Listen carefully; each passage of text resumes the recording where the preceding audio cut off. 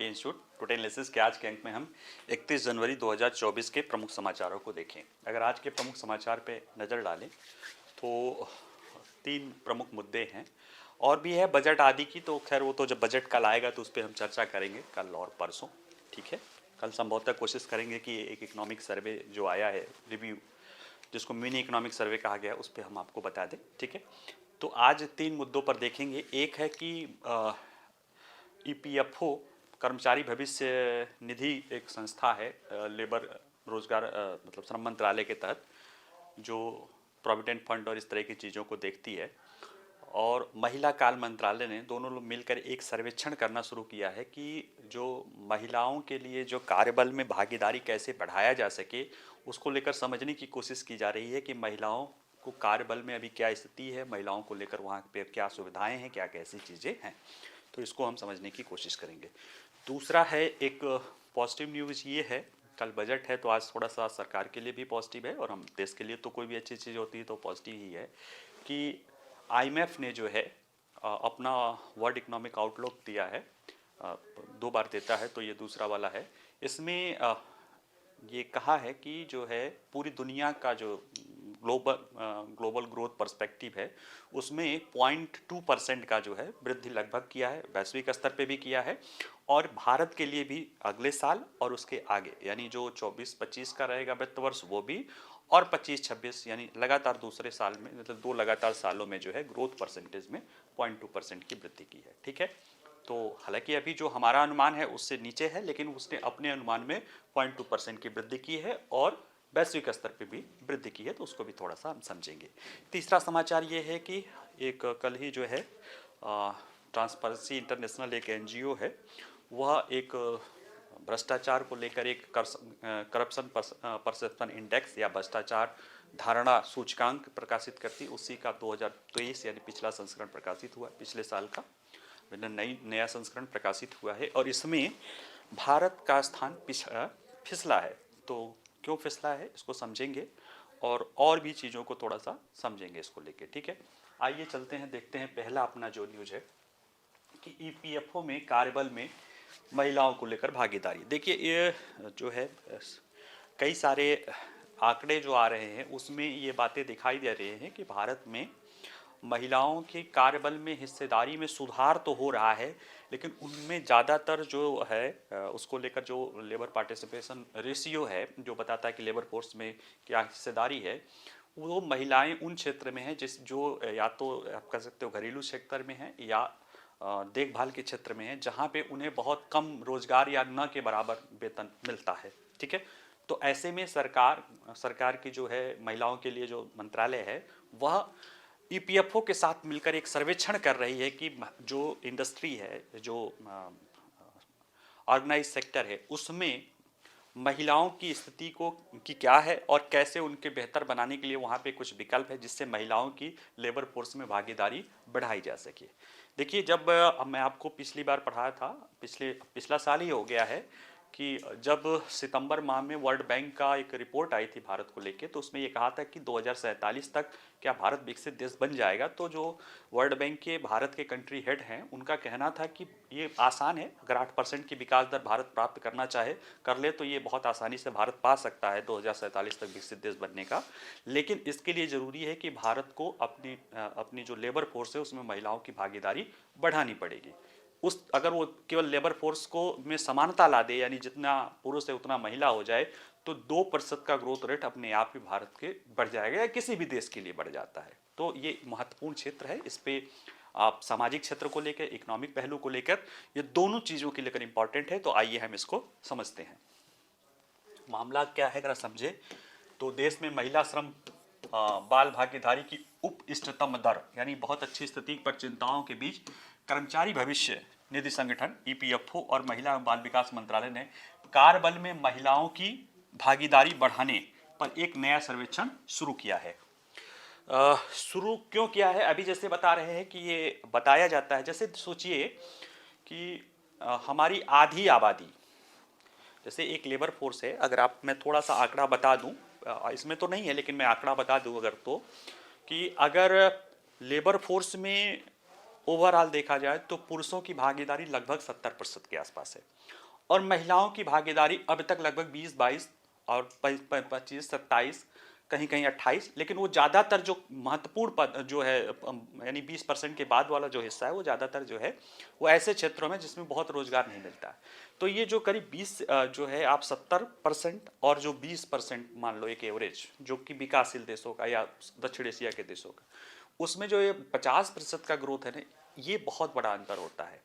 और अब सोचिए कि हमारी बहुत बड़ी आबादी यानी 50% आबादी का अगर 50% यानी वर्क फोर्स देखा जाए तो करीब देखा जाए कि 25% वर्क फोर्स हमारा काम नहीं कर रहा है, उसकी भागीदारी नहीं है। उसमें कई सारे घरेलू कारण भी हैं, कई सारी चीज़ें हैं, कई सारे जो है श्रम बल में भी भागीदारी में लेकर कई सारी चीज़ें होती हैं। वो आपने पढ़ाया है, पीछे देखा होगा, आपने समझा होगा कि कई सारी सामाजिक साइकोलॉजिकल मानसिकता होती है कि महिलाओं को छुट्टी देना पड़ेगा, इनको बच्चे होंगे, फिर वो दिक्कत आएगी, काम छोड़ सकती है, ये सारी चीज़ें आती हैं। तो उन सारी चीज़ों के कारण कहीं ना कहीं भागीदारी वैश्विक स्तर पे कम रहती है, लेकिन भारत में वो काफ़ी कम है, करीब 50% का अंतर है। अगर इसको जितना अगर हम पार्ट लिया जाए, उतना अगर श्रम बल हो जाए तो समझिए कि अर्थव्यवस्था को कितना फायदा हो सकता है। तो उसी दिशा में एक प्रयास है कि पहले समझे तो कि कहाँ कितनी क्या स्थिति है महिलाओं के लिए। जो ऑर्गेनाइज्ड सेक्टर है उसमें महिलाओं के लिए क्या व्यवस्थाएं हैं, पहले ये जाने दो। और ईपीएफओ जो कि कहीं ना कहीं 27 लाख जो ऐसे संस्थाएं हैं, ये ईपीएफओ में जिसमें 20 से ज़्यादा लोग काम करते हैं, उनको जो है प्रोविडेंट फंड में करना होता है, तो एक सटीक जो है ऑर्गेनाइज सेक्टर का आंकड़ा मिल जाता है। तो ऐसे में ये ऑर्गेनाइज सेक्टर में पता कर लिया जाए कि महिलाओं की क्या स्थिति है और उनकी काम करने की क्या स्थितियां हैं, ताकि उसके अनुसार जो है नीति बनाने में आसानी हो जाएगी। इसी को लेकर जो है ये किया गया है, ठीक है ना। और ईपीएफओ अपने ग्राहकों से जो देश भर की कंपनियों में महिला श्रमिकों के लिए उपलब्ध कामकाजी सुविधाओं के बारे में विवरण मांगा है, जिसमें महिलाओं के लिए काम के घंटों में कितना लचीलापन है, महिला श्रमिकों के लिए समान वेतन का प्रावधान आदि शामिल है, ठीक है।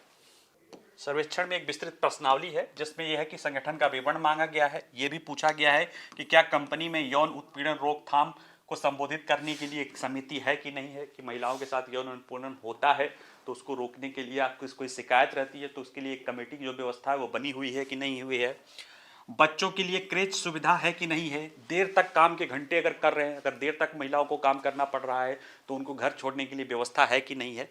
ये सारी चीज़ें यानी ये सारी चीज़ों को जानना है। ये वो व्यवस्थाएं हैं जो कहीं ना कहीं महिलाओं जो कार्यबल है, कार्य क्षेत्र है, वर्क क्षेत्र है किसी भी कंपनी ऑर्गेनाइजेशन जहाँ पे सबको काम करना होता है, वो महिलाओं को लेविंग फील्ड बराबर करती है, ठीक है। कि समान कार्य के लिए समान वेतन, उनके लिए बच्चों की व्यवस्था, क्योंकि अमूमन बच्चों की जिम्मेदारी महिलाओं पे आती है, नेचर से भी आती है, और बच्चे अगर महिला के साथ हैं तो वो ज़्यादा बेहतर वो सीखते हैं, लेकिन उसमें महिलाओं के लिए जो है रुकावट आती है। इसको लेकर क्रेच आदि की व्यवस्था की बात की जाती है। उनके लिए अगर उनको सेक्सुअल इस तरह से कोई कंप्लेंट रहती है तो उसके लिए कोई कमेटी बनी है कि नहीं बनी, ये सारी चीज़ें वो बताती हैं कि महिलाओं के लिए काम करने के लिए लेवल फील्ड सही है या नहीं है। और जवाब मांगा गया है कि क्या पुरुष और महिला श्रमिकों के लिए काम के लिए समान वेतन है, साथ ही महिलाओं के लिए लचीले या दूरस्थ कार्य घंटों की उपलब्धता पर भी सवाल उठे हैं, ठीक है। और ईपीएफओ के 2022-23 यानी पिछले वर्ष के वार्षिक डेटा के अनुसार इसके दायरे में 21,23,000 प्रतिष्ठान हैं, और जिसमें 29,88,00,000 लोग जो है कहीं ना कहीं ईपीएफओ से जुड़े हुए हैं। तो इतने लोगों में महिलाओं की क्या हिस्सेदारी है, उनसे पूछा जाएगा। जाहिर सी बात है कि कितनी महिला हैं तो उससे एग्जैक्ट पता चल जाएगा कि ऑर्गेनाइज सेक्टर में महिलाएं कैसी हैं, उनका कितना पार्टिसिपेशन है और उनका काम करने की उनकी कैसी स्थिति है, ठीक है। भारत में महिलाओं की श्रम बल भागीदारी परिस्थिति, इसको लेकर जैसे सीएमआई की एक प्राइवेट डेटा है वो तो बिल्कुल वो करती है, हालांकि एक लेबर मंत्रालय का जो डेटा है ऑफिशियल डेटा, उसमें महिलाओं के श्रम बल की भागीदारी लेबर फोर्स पार्टिसिपेशन रेशियो, ये इसको आवधिक श्रम बल सर्वेक्षण से निकालते हैं। इसमें देख रहा है कि ये बता रहा है कि सुधार हुआ है, लेकिन इसमें अधिकांश वृद्धि अवैतनिक कार्य श्रेणी में ही देखा गया है। जैसे 17-18 में ये सिर्फ 17.5% था, वो बढ़कर 2022-23 में 27.8% हो गया है। लेकिन इसमें बड़ा हिस्सा घरेलू उद्यमों में सहायक के रूप में वो काम कर रहे हैं, जिनका उनको बहुत ज़्यादा वेतन, उनको ज़्यादा जो है आर्थिक लाभ नहीं मिल पाता है, ठीक है। इसी तरह से श्रम मंत्रालय की एक एडवाइजरी पुस्तिका है, उसमें जो बताया गया है कि आवधिक श्रम बल सर्वेक्षण के अनुसार महिलाओं की कार्यबल में भागीदारी 17-18 में 22% से बढ़ के 22-23 में 35.9% हो गई है। यानी कि बेहतर तो बता रहे हैं, लेकिन वही है कि उनके गुणवत्तापूर्वक जो कार्य है उसमें उनकी भागीदारी उतनी नहीं है, जिसको बढ़ाने के लिए अब कोशिश हो रही है। लेकिन वो समस्या है कि वो क्यों नहीं है, क्यों नहीं बढ़ पा रहा है। वो जब तक कि उसमें काम करने की महिलाओं के लिए स्थिति नहीं पता चल पाएगा, तब तक इसको बढ़ाने के लिए कोई जो बेहतर नीति बनाना जो है, रियलिस्टिक नीति बनाना संभव नहीं हो पाएगा। अच्छा, वैश्विक स्तर पे अगर विश्व बैंक के अनुसार दक्षिण एशियाई क्षेत्र में 2022 में महिला श्रम भागीदारी 26% के आसपास है। श्रीलंका में 33% है, पाकिस्तान में 25% है, नेपाल में 29% है, बांग्लादेश में 38% है और चीन में 61% है। तो कहीं ना कहीं ये बता रहा है कि चीन, अगर दिख रहा है ना कि वहाँ पे महिलाओं की लेबर फोर्स में भागीदारी बेहतर है, और भारत में उसको, चलो हम इनके ही आंकड़ों को मान लेते हैं तो भी 35-36% है। उसमें भी ये खुद मानते हैं कि ज़्यादातर जो है वो उन क्षेत्रों में है जहाँ पे बहुत ज़्यादा वेतन या जो है आर्थिक लाभ महिलाओं को नहीं मिल पाता है, या फ्री श्रेणी के ही चीज़ें होती हैं। ठीक है, प्रस्तावित श्रम संहिताओं में महिलाओं के लिए बेहतर कार्य स्थिति लाने के लिए व्यवस्था की गई है। सरकार चुनाव के बाद कुछ मतलब 3 से 4 जो है श्रम संशोधन लाने जा रही है, जिसमें महिलाओं के लिए बेहतर कार्यबल कैसे बनाया जाए इसके लिए प्रावधान किया जा रहा है। और ये सब कुछ हो रहा है कि महिलाओं की लेबर फोर्स में भागीदारी कैसे बढ़ाई जाए, कैसे जो श्रम क्षेत्र है उसमें भी महिलाओं के लिए लैंगिक अंतर है, जो गैप है, उसको कम किया जाए, जो लगभग अभी 50% के आसपास है। ठीक है, तो अब देखिए इसमें जैसे ये है सामाजिक सुरक्षा संहिता 2020, इसे बढ़े हुए भुगतान वाले मातृत्व अवकाश में है। 50 या अधिक कर्मचारियों वाले प्रतिष्ठानों में अनिवार्य क्रेच सुविधाओं का प्रावधान है। महिला श्रमिकों के लिए जो है पर्याप्त सुरक्षा उपाय के साथ रात की पाली में अनुमति देने का आदि का प्रावधान है, जिससे अब जैसे जहां रात में काम हो रहा होगा वहां अगर सुरक्षा की व्यवस्था नहीं होगी तो वहां पर महिलाएं योग्य होने के बावजूद भी खुद ही नहीं जाएंगी और उनके घर वाले भी नहीं भेजेंगे। तो जब वो सुरक्षा माहौल हो जाएगा तो अपने आप जो है वहां पे महिलाओं की भागीदारी का बढ़ना शुरू हो जाएगा, क्रेच की व्यवस्था हो जाएगी, मातृत्व अवकाश का, ये सब सारी चीजें हो जाएगी। यानी कहीं ना कहीं माइंडसेट बदलेगा तो ये सारी चीजें हो सकती हैं। इसको लेकर सरकार सुझाव भी दे सकता है, जो मतलब इंसेंटिव भी दे सकता है कि अगर कोई कम मात्र महिलाओं की भागीदारी बढ़ाता है, सब कुछ करता है, तो उनको कुछ % टैक्स में छूट दी जा सकती है। देखिए इसका लाभ भले सरकार को इंसेंटिव से, कर से नुकसान होगा, लेकिन जो महिलाओं की भागीदारी बढ़ेगी, जो वो आय अर्जन करेंगी, उस आय को जो वो खर्च करेंगी, वो अंततः फायदा जो है इकोनॉमी का ही होगा। तो ये दूरदृष्टिता रखनी पड़ेगी। हालांकि निजी क्षेत्र शायद छोटे ऑर्गेनाइजेशन न रख पाए, तो उनको इंसेंटिव के जरिए आप प्रेरित कर सकते हैं कि वो महिलाओं को, एक तो पुश फैक्टर है कि उनको बनाइए कि जो नियम कानून है उसको सही से करे, और उनको पुल भी करिए, उनको मोटिवेट भी करिए, इंसेंटाइज भी करिए, ताकि वो महिलाओं की भागीदारी को बढ़ाने के बारे में सोचे। इसी तरह से व्यावसायिक सुरक्षा, स्वास्थ्य और कामकाजी परिस्थितियां, उसमें जो है जो श्रमिक हैं, खदान है, उसमें रोजगार नियम बशर्ते लागू है। वेतन संहिता में भी 2019 में ये कहा गया कि जो प्रतिष्ठान है वो वेतन में लिंग अंतर को न करे। ठीक है, तो ये कुछ चीजें हैं जो कहीं ना कहीं महिलाओं को भागीदारी बढ़ाने की बात की गई है। जहां तक दूसरा समाचार है, IMF का जो है वर्ल्ड इकोनॉमिक आउटलुक रिपोर्ट होती है, इसमें उसने कहा है कि जो है भारत का वित्त वर्ष 24-25 और 25-26 दोनों में जो है उसकी जो विकास दर रहेगी वो 6.5% रहेगी। इसके पहले जो है 6.3% कहा था, यानी 0.2% का ग्रोथ किया था। और ये जो विकास दर है, ये जो बातें कही गई है, यह दुनिया में भी इसी तरह के, दुनिया के भी विकास दर को लेकर जो है IMF का प्रोस्पेक्ट बेहतर है। वहाँ भी तकरीबन 2.2% की ग्रोथ दिखाई दे रही है।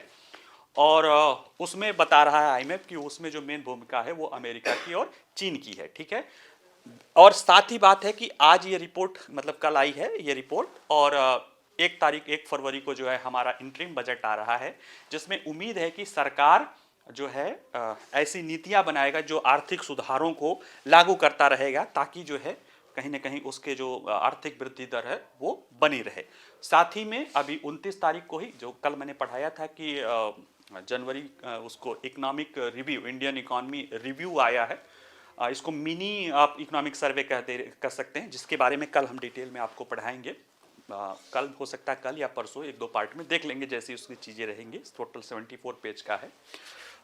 तो उसमें भी ये बातें, उसमें ये बताई गई है कि लगभग 7% का विकास दर आगे आने वाले 3 सालों में होगा, और उसके आगे भी ये उससे ज़्यादा रहने की संभावना है। तो उससे थोड़ा कम है, लेकिन फिर भी 6.5%, या कह सकते हो कि जो वृद्धि दर दिखा रहे हैं उससे ज़्यादा दिखाने की ये कहीं ना कहीं भारत के लिए एक सकारात्मक चीज़ है। तो छोटा सा चीज़ है, आइए देख लेते हैं इसको। क्या बातें हैं। 30 जनवरी को कहा गया है, भारत सहित प्रमुख अर्थव्यवस्थाओं में लचीलेपन, रिसाइलेंट हवाला देते हुए वैश्विक अर्थव्यवस्था की वृद्धि के अपने पूर्वानुमान में सुधार किया है। यह अद्यतन वैश्विक वृद्धि का आंकड़ा अक्टूबर में इसके पिछले पूर्वानुमान से 0.2% अंक अधिक है। ठीक है, अब देखिए, जब दुनिया के बारे में अभी पिछला दिखाया था तो बता रहा था कि दुनिया खराब स्थिति में जा रही है, तो भारत का बेहतर स्थिति, भारत तब भी बेहतर दिखा रहा है। और अब जब दुनिया में बेहतर जा रही है तो निश्चित रूप से जो ये अनुमान लगाया जाता है थोड़ा सा समस्याओं को लेकर, लेकिन इसमें और बेहतर ये अपवर्ड आएगा, ये मेरा पहले से अनुमान है। और ये चीजें उसका निश्चित रूप से प्रभाव पड़ेगा। देखिए, IMF ने 30 जनवरी को जाने अपने विश्व आर्थिक outlook report, world economic outlook report में कहा कि भारत में वित्त वर्ष 2024 यानी 24-25 और 25-26 दोनों में विकास दर 6.5% मजबूत रहने का अनुमान है, जो घरेलू मांग में लचीलेपन को दर्शाता है। साथ ही में जो है अर्थव्यवस्था के संदर्भ में वित्त मंत्रालय का अनुमान देखा जाए तो कल ही जो एक रिपोर्ट आई थी, मैंने परसों आई थी, कल पढ़ाया था, 29 तारीख को आई थी, उसमें जीडीपी वृद्धि दर का पूर्वानुमान तो नहीं लगाया गया है क्योंकि जो बजट आएगा, जो रिपोर्ट है उसमें वो कहा गया है कि 2024-25 में भारतीय अर्थव्यवस्था की विकास दर 7% के करीब हो सकती है या उससे ज़्यादा हो सकती है। नेशनल स्टैटिस्टिकल सर्वे में 7.2% दिखाया गया है। आरबीआई भी लगभग 7% मान रहा है। तो ये अनुमान है, जैसे पिछली बार वाला जो 7.2% का था उतना या उसके आसपास ही रहने की संभावना है, और ये अगले साल भी और उसके अगले 1-2 सालों में भी ये लगातार रहने की संभावना है, 7% के आसपास का ग्रोथ दर। तो इसको बस इतना ही है, बाकी देखिएगा। अगला जो हमारा है ये देखिए, ट्रांसपेरेंसी इंटरनेशनल है, एक एनजीओ है, उसके द्वारा जो है करप्शन परसेप्शन इंडेक्स निकाला जाता है। उसी को लेकर जो है 2023 करप्शन परसेप्शन इंडेक्स 2023 यानी भ्रष्टाचार धारणा सूचकांक 2023 आया है। इसमें जो है ये बताया गया है कि भारत जो है उसका जो स्थान है वह 180 देशों में 93 पोजीशन पे पहुंच गया। इसलिए देख, अब पिछले साल वो 85 में था, तो कहीं ना कहीं 8 अंकों की उसमें गिरावट आई है। लेकिन जैसे कि पता है कि इससे बहुत अब ये निकाला जा सकता है कि भारत में भ्रष्टाचार बढ़ा है, लेकिन अभी हम देखेंगे कि उसमें ये खुद ही कहा गया है कि भारत के जो निकाला जाता है वो जो कह सकते हो अंक, उसमें बहुत अंतर नहीं आया है, लेकिन जो है 8 अंकों की गिरावट आई है, ये ट्रांसपेरेंसी इंटरनेशनल खुद ही मान रहा है।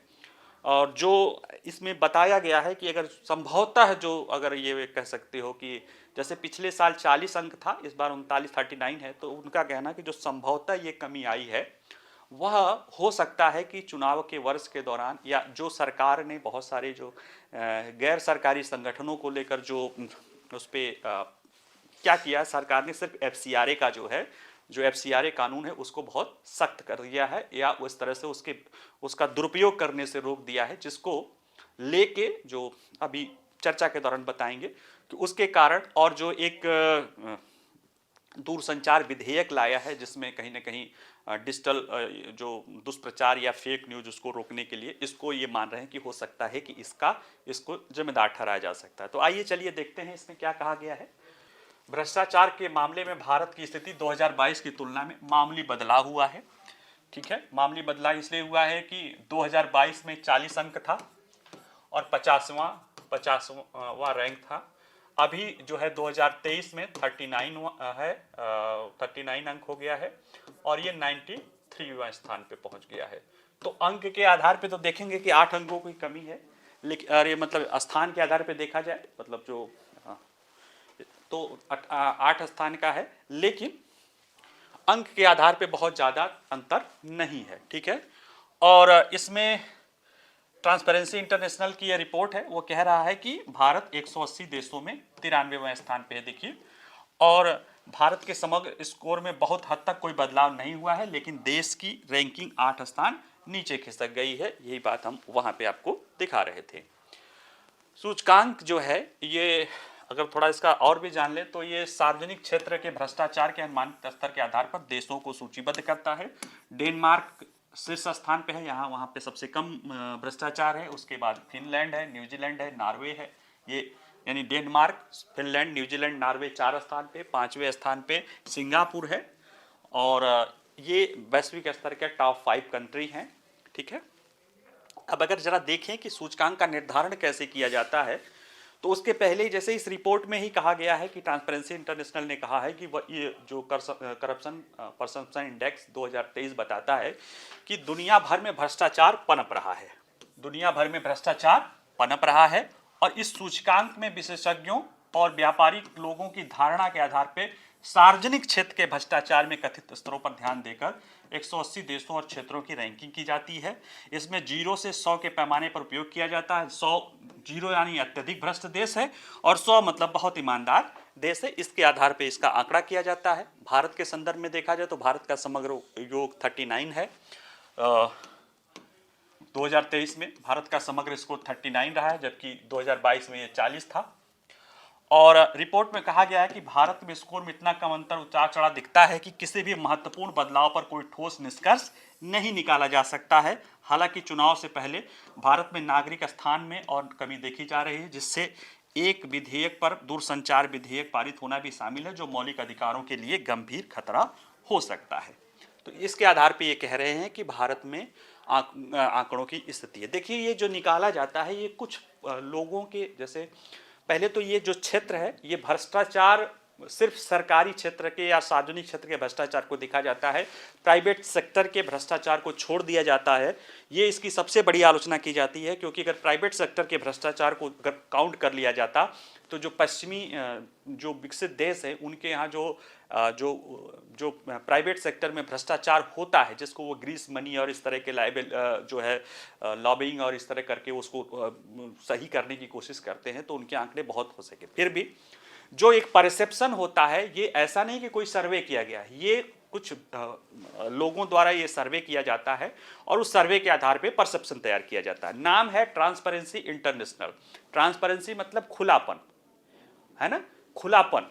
और इनके द्वारा चीन को भारत जैसे देशों से बेहतर रखा गया है, जबकि चीन में ट्रांसपेरेंसी या ओपेक मतलब जो है ट्रांसपेरेंसी यानी खुलेपन को लेकर वहां पे कुछ भी ऐसा नहीं है, क्योंकि साम्यवादी व्यवस्था में आप ट्रांसपेरेंसी की क्या उम्मीद करेंगे, लोकतंत्र की क्या उम्मीद करेंगे।